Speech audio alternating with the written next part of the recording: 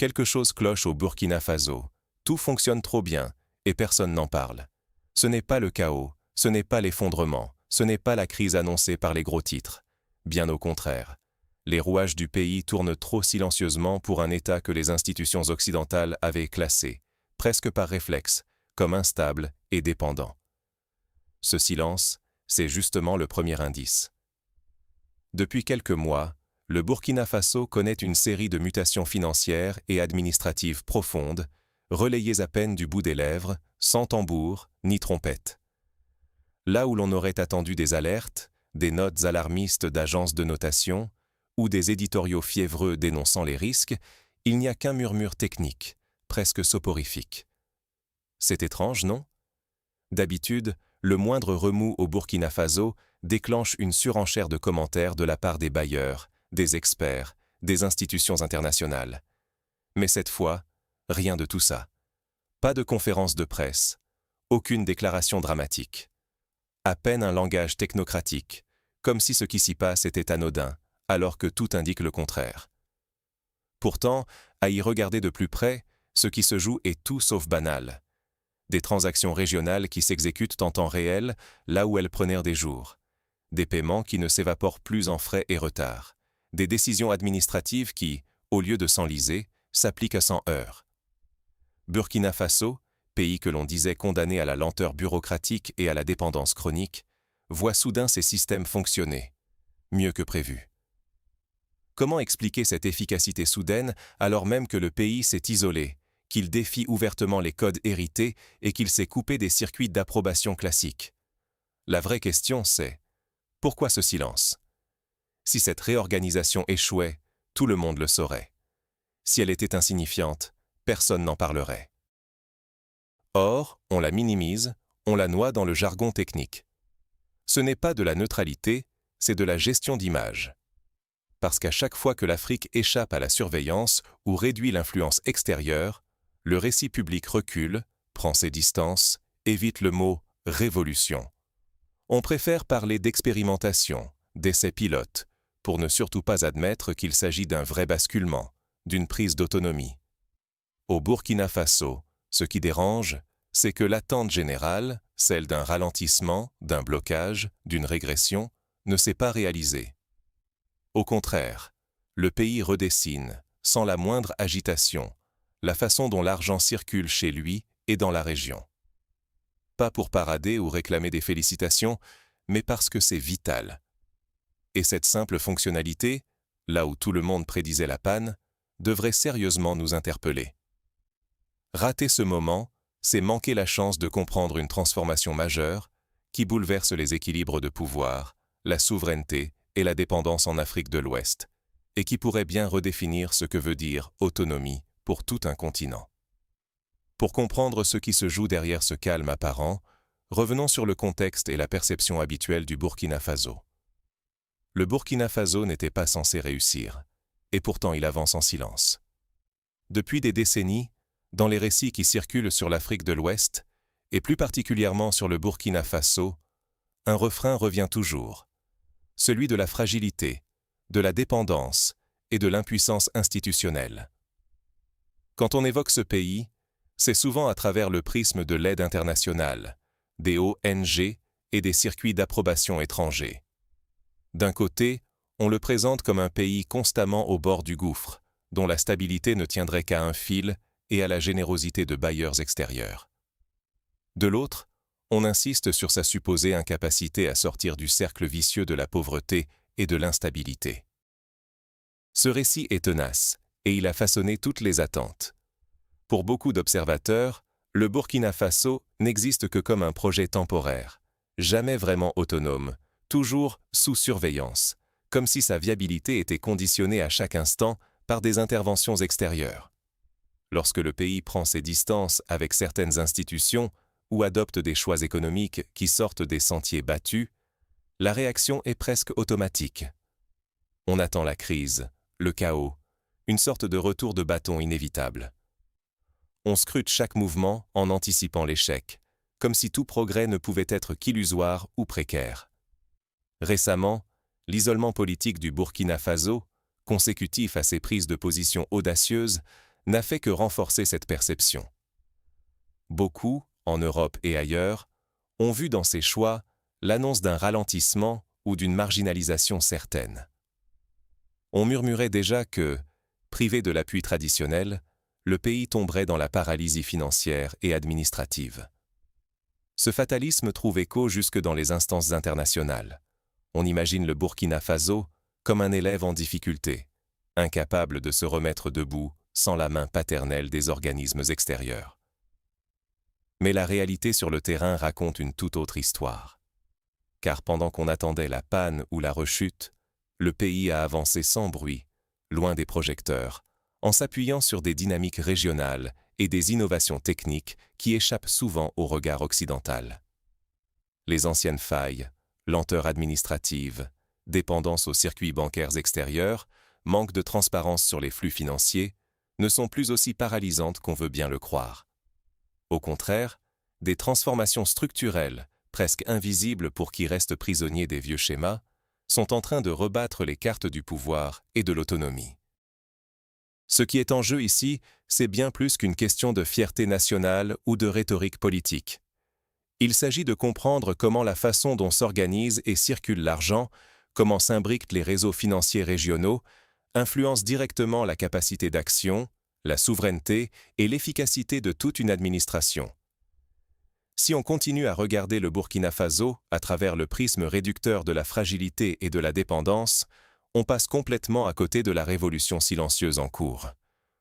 On risque de rater les nouveaux équilibres qui se dessinent et de rester enfermé dans des stéréotypes dépassés qui brouillent la compréhension des vraies dynamiques africaines. Mais alors, qu'est-ce qui a véritablement changé sous la surface? Entrons dans le cœur du système. La révolution ici n'est pas technologique, mais politique. Qui contrôle vraiment la vitesse et la visibilité de l'argent? Voilà le cœur du conflit qui traverse actuellement le Burkina Faso et plus largement toute l'Afrique de l'Ouest. L'enjeu n'est pas un logiciel, ni une application mobile, ni même une carte bancaire dernier cri.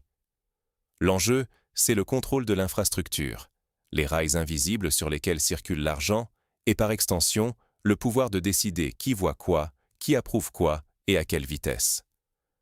Pendant des décennies, l'argent en Afrique de l'Ouest ne circulait pas vraiment entre voisins sans passer par des filtres extérieurs. Les échanges transfrontaliers dépendèrent d'abord de banques, puis de systèmes de compensation qui, eux, étaient hébergés ou supervisés hors du continent. Ce qui était présenté comme des délais normaux ou des garanties contre le risque était en réalité un dispositif politique. Chaque délai créait une dépendance, chaque intermédiaire imposait une surveillance, chaque approbation donnait du levier à des acteurs externes, loin des réalités locales. Dans ce contexte, la mise en place de rails de paiement instantanés par la BCEAO et l'UEMOA marque un basculement discret mais considérable. Désormais, le Burkina Faso s'intègre dans un système où l'argent circule plus vite, presque sans friction, et surtout sans avoir besoin de validation systématique par des banques étrangères ou des institutions internationales. Les transactions régionales deviennent ordinaires, presque banales. Elles ne déclenchent plus d'alerte à Paris, ni de rapport à Washington. À première vue, on pourrait croire à une simple modernisation technique, un rattrapage bienvenu. Mais dans le détail, tout change. Car la rapidité de circulation de l'argent n'est pas neutre. Quand l'argent se déplace instantanément, les logiques d'attente, de blocage, de négociation en coulisses s'effondrent. Les commerçants, grands comme petits, n'ont plus besoin de stocker leur cash pendant des semaines, ni de contourner l'État pour accélérer leurs opérations. Les flux deviennent visibles, traçables. La fiscalité, jusqu'ici évasive, se renforce. La trésorerie de l'État se stabilise. Son pouvoir de planification grandit. Là où l'informalité régnait, la discipline étatique s'impose, sans hausse brutale de la coercition, juste par effet mécanique. Mais attention, ce n'est pas l'infrastructure seule qui change la donne. L'infrastructure amplifie ce qui existe déjà. Le même système, dans un état fragmenté, ne ferait qu'accélérer les fuites ou le clientélisme. Dans un état qui centralise l'autorité, il resserre la discipline et l'autonomie. Au Burkina Faso, Cette centralisation est devenue la norme sous la présidence de Traoré. Où la fragmentation et la tutelle extérieure étaient la règle, on assiste désormais à un retrait délibéré du contrôle des institutions internationales, à un recentrage sur la souveraineté nationale. Les recettes publiques, auparavant négociables sous pression, sont reprises en main. Les structures de sécurité sont réorganisées, non plus pour rassurer l'extérieur, mais pour affirmer la présence de l'État sur son propre territoire. Ce qui frappe, c'est l'absence de mise en scène. Pas de campagne pour rassurer des bailleurs de fonds, pas de rituel d'allégeance envers des standards extérieurs, pas de communication anxieuse sur la transparence ou la conformité. Le Burkina Faso n'essaie plus de se faire accepter. Il agit comme si la suffisance régionale allait de soi, comme si la normalité était d'être maître chez soi. Cette posture dérange et explique pourquoi la plupart des analyses étrangères s'empressent de qualifier ces évolutions de purement techniques ou de simples gains d'efficacité. Cette description, bien qu'exacte sur la forme, passe à côté de l'essentiel. L'efficacité pour qui? La rapidité sous l'autorité de qui? La visibilité au profit de quelles institutions? Ce sont ces questions, rarement posées, qui révèlent l'enjeu véritable. La vérité, c'est que lorsque l'État burkinabé maîtrise les outils, il n'est plus simplement un client ou un projet sous supervision. Il agit en gouvernement, avec des marges de manœuvre inédites. Le choix n'est plus entre subir ou se soumettre. Il existe désormais, mécaniquement, une pluralité de choix. Certes, rien ne garantit que la vitesse et la visibilité profiteront uniquement à la bonne gouvernance. Ces mêmes outils peuvent aussi accélérer la corruption ou renforcer l'autoritarisme. Mais un pays sans levier échoue à coup sûr. Un pays avec des leviers a, au moins, la possibilité de s'inventer. Le véritable risque, pour nous tous qui observons ces mutations, c'est de rester passif, de ne pas voir qui, concrètement, gagne en autonomie et qui perd des positions de pouvoir, à mesure que les outils techniques redéploient les équilibres. Ce redéploiement n'est ni global, ni total. Il est régional, pragmatique, et déjà suffisant pour changer les comportements, les rapports de force et l'imaginaire de la souveraineté. Mais alors, que signifie vraiment cette accélération, cette prise d'initiative silencieuse, pour la société burkinabé, pour son économie et pour sa vie politique? C'est la question à laquelle nous allons tenter de répondre, tout de suite. Quand l'argent circule plus vite, tout le reste change. Mais pas forcément comme on le croit.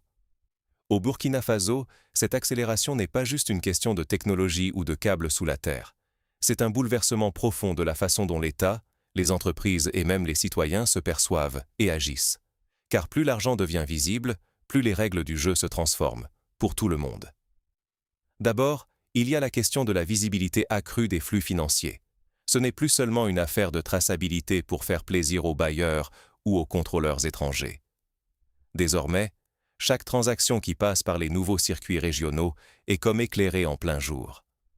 L'État peut taxer de façon plus juste, planifier ses recettes avec une précision inédite et surtout imposer une discipline nouvelle aux élites habituées à l'opacité. Les petits arrangements, les négociations dans l'ombre, les revenus cachés sous le tapis. Tout cela devient beaucoup plus risqué, et donc beaucoup plus rare. La pression monte, même pour ceux qui pensaient être au-dessus des lois. Ensuite, ce sont les stratégies de l'économie informelle qui vacillent. Avant, la lenteur du système favorisait la thésaurisation. On gardait l'argent sous le matelas, ou on inventait des circuits parallèles pour contourner l'œil de l'État. Mais aujourd'hui, la rapidité des transactions pousse à faire circuler l'argent, à investir, à développer plutôt qu'à cacher. Les pratiques opaques s'effritent, non pas sous la menace, mais parce qu'elles deviennent simplement inefficaces dans ce nouveau contexte. L'informel n'est plus l'espace privilégié de la survie, mais celui du retard. Mais attention, tout déplacement de contrôle comporte ses propres risques. Là où, hier, la surveillance venait surtout de l'extérieur, de banques correspondantes étrangères, de normes imposées à distance, aujourd'hui l'observation se recentre sur l'intérieur. C'est l'État burkinabé lui-même qui surveille, qui décide, qui arbitre. Pour le meilleur, ou, potentiellement, pour le pire. Car si la rapidité et la centralisation peuvent renforcer la transparence et l'efficacité, elles ouvrent aussi la porte à de nouveaux abus si la gouvernance n'est pas solide. Un système efficace entre de mauvaises mains peut accélérer la corruption ou l'autoritarisme. Tout va plus vite, le progrès comme les dérives. Ce qui est fascinant, c'est la mémoire sociale qui se crée. Une fois que la société a goûté à l'efficacité, que les salaires tombent à l'heure, que les services fonctionnent sans délai interminable, il devient très difficile de tolérer le retour en arrière. La lenteur, l'opacité, l'attente interminable, autrefois acceptées comme la norme, deviennent soudainement inacceptables. Ce changement d'attitude, à lui seul, peut devenir le garde-fou le plus puissant contre la tentation de retomber dans les vieux schémas. C'est là que se joue le vrai pari pour le Burkina Faso. Saisir cette fenêtre unique où l'infrastructure, la volonté politique et l'attente populaire s'alignent. Rater ce moment, c'est risquer de voir l'État africain replonger dans l'immobilisme, la dépendance et la surveillance extérieure. Réussir, c'est s'ouvrir à une souveraineté réelle, à une gouvernance qui n'a plus besoin de s'excuser ou de se justifier devant l'extérieur, mais qui répond devant ses propres citoyens. Mais alors, quelles leçons pratiques tirer de cette expérience? Et que révèle ce cas particulier pour les autres pays africains qui cherchent, eux aussi, à sortir du carcan de la dépendance institutionnelle? C'est ce que nous allons explorer, tout de suite.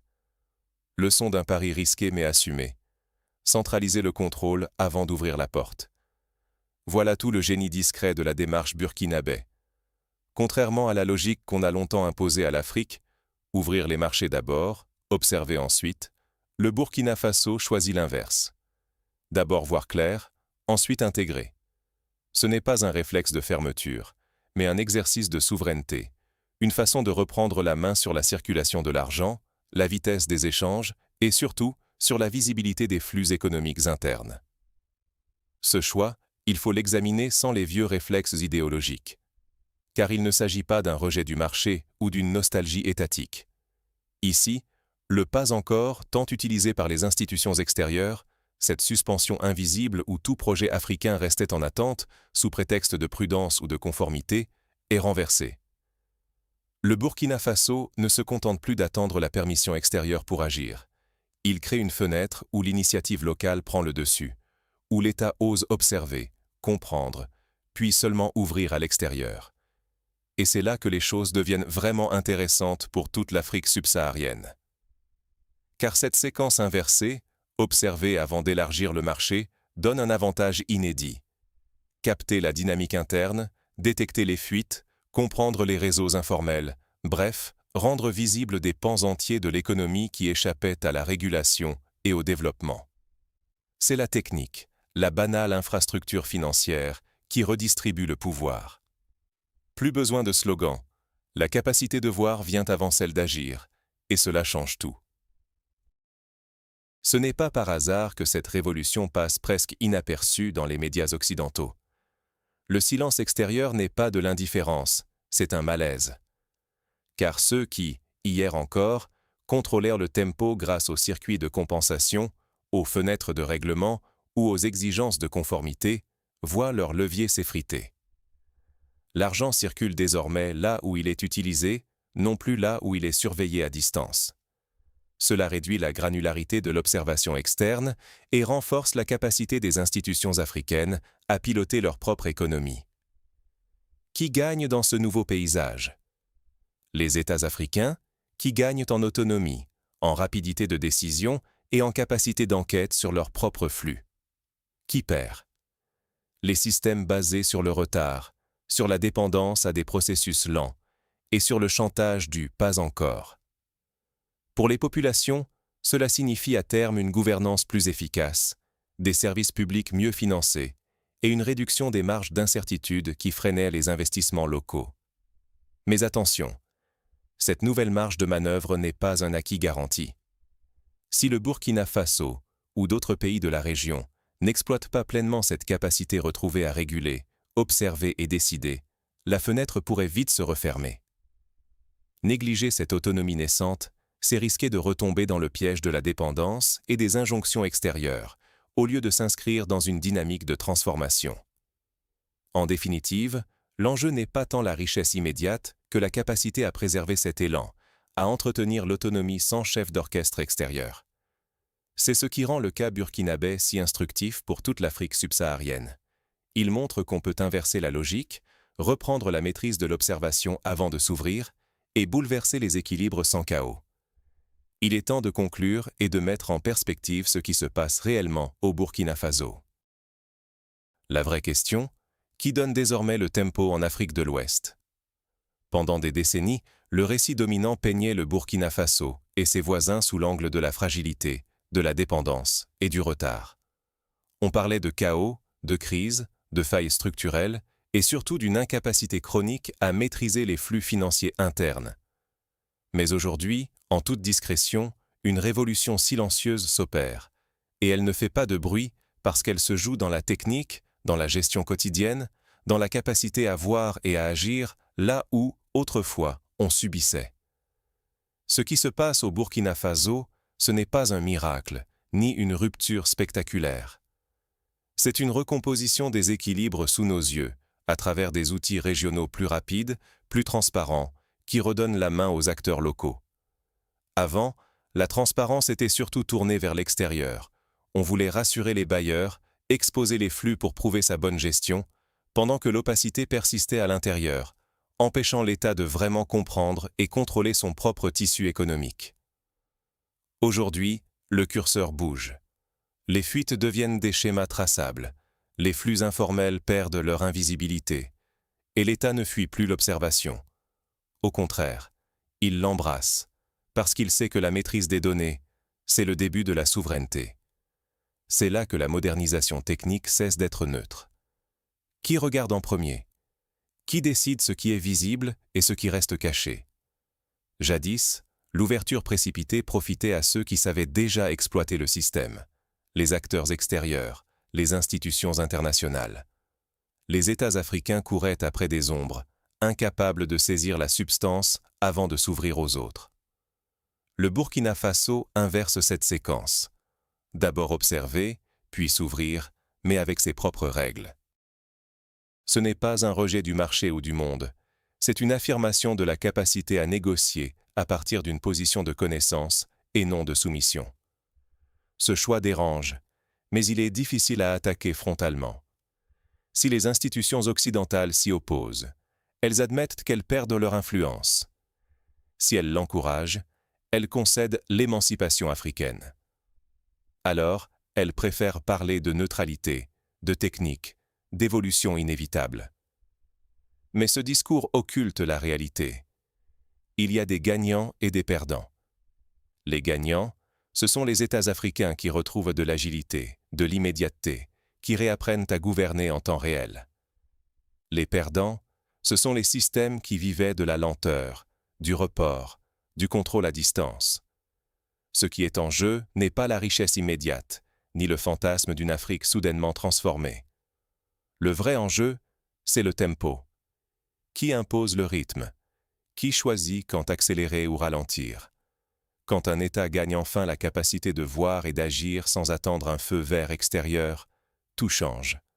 La façon dont les citoyens jugent leurs dirigeants, dont les entreprises planifient, dont les excuses du passé perdent leur force. Même un bref moment de fonctionnement autonome laisse une marque indélébile, une référence qui rend l'ancien statu quo insupportable. Voilà la vraie révolution. Pas une rupture brutale, mais une bascule vers l'initiative. Burkina Faso ne prétend pas à la perfection. Il revendique le droit d'agir et de se projeter. Si l'on reste prisonnier des vieux récits de dépendance, on passe à côté du mouvement réel et on rate la chance d'écrire une nouvelle page. Alors, ouvrez l'œil. Ce qui se joue dans le silence des infrastructures pourrait très vite résonner dans toute la région, et au-delà. Merci d'avoir regardé cette vidéo. Si vous voulez en savoir plus sur la culture, l'histoire et la civilisation africaine, abonnez-vous, partagez et continuez la conversation dans les commentaires. Assiste-t-on, selon vous, à un changement irréversible? À très bientôt pour un nouveau voyage au cœur des dynamiques africaines.